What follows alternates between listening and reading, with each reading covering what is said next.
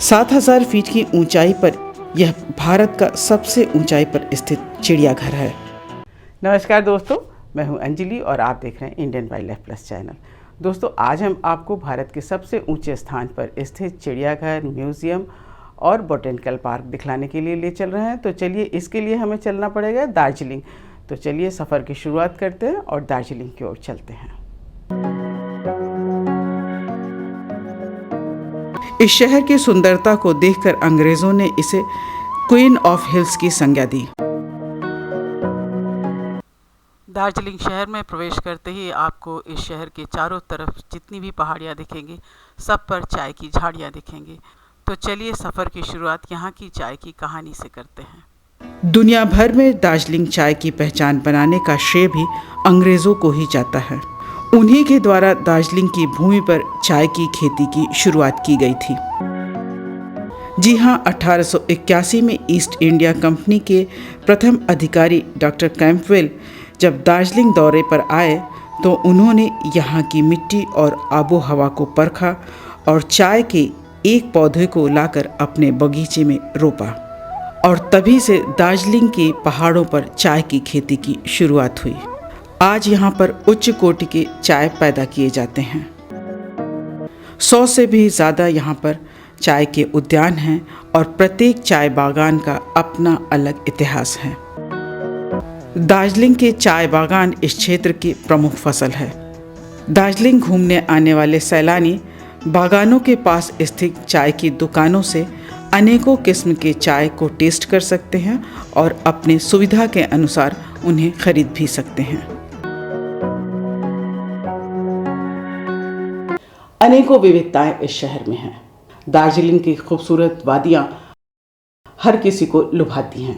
1958 को पर्वतों पर पाए जाने वाले जीव जंतुओं के संरक्षण के लिए दार्जिलिंग में Padmaja Naidu Himalayan zoological park की स्थापना की गई। 7,000 फीट की ऊंचाई पर यह भारत का सबसे ऊंचाई पर स्थित चिड़ियाघर है।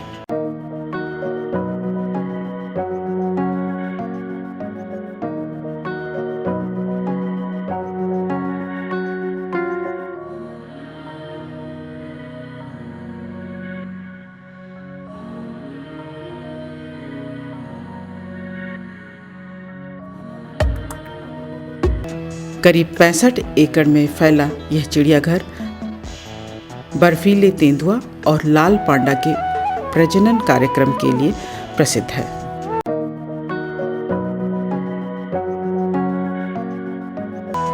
इसके अलावा इस पार्क में अनेकों जानवर हैं। साइबेरियन बाघ और तिब्बती भेड़िया इसका मुख्य आकर्षण है।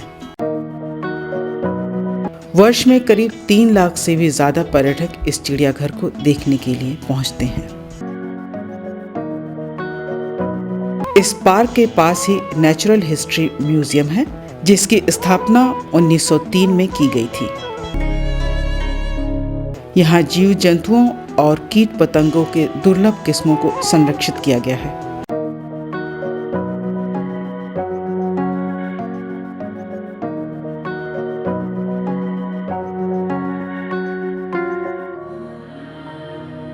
शोधकर्ताओं के लिए यह म्यूजियम वरदान स्वरूप है।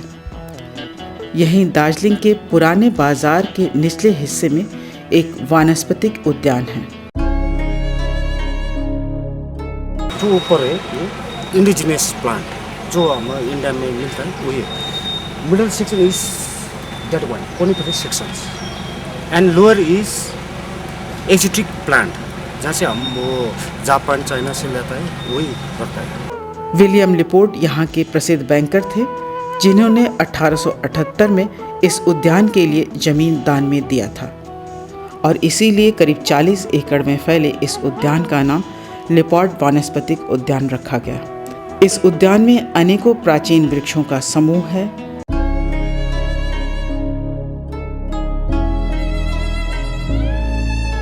लाइव वुड फॉसिल्स हैं।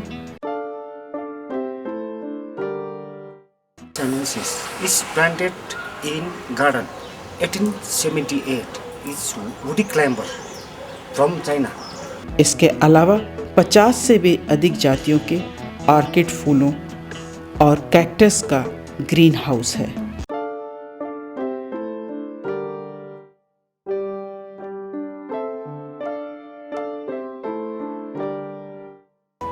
यह सप्ताह में 7 दिन सैलानियों के लिए खुला रहता है।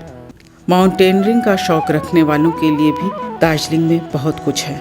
1953 में जब तेंजिंग ने एवरेस्ट में फतह हासिल की तो उसके बाद 1954 में दार्जिलिंग में हिमालयन माउंटेनियरिंग संस्थान की स्थापना की गई, जिसमें पर्वतारोहण का प्रशिक्षण दिया जाता है। और इसी कारण दार्जिलिंग शहर के बीच में कुछ बड़े बड़े पर्वत खंडों पर पर्वतारोही सैलानियों को इस रोमांचक खेल के लिए प्रेरित करते हुए देखे जा सकते हैं। वैसे तो दार्जिलिंग के आसपास कई दर्शनीय स्थल हैं,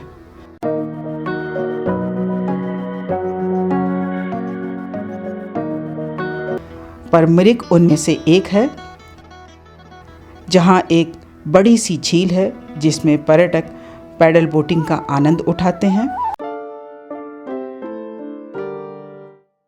झील के किनारे करीब 3 किलोमीटर लंबी सड़क है जहां पर पर्यटक घुड़सवारी करते हैं और झील के चारों तरफ फैले हुए हरे भरे जंगल की तस्वीर उतारना नहीं भूलते हैं। दोस्तों, आपको हमारा ये वीडियो कैसा लगा?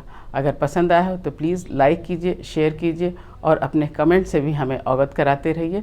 जल्दी हम आपको कहीं और ले चलेंगे। तब तक के लिए नमस्कार।